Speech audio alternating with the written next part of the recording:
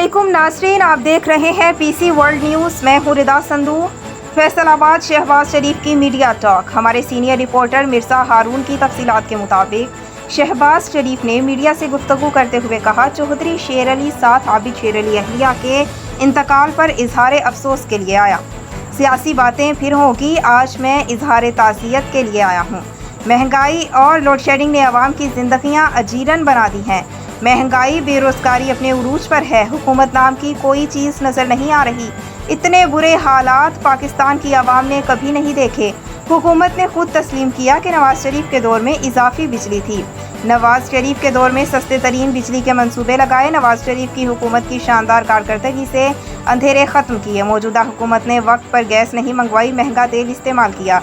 महंगाई, गुर्बत और बेरोजगारी ने आवाम का जीना मुहाल कर दिया है।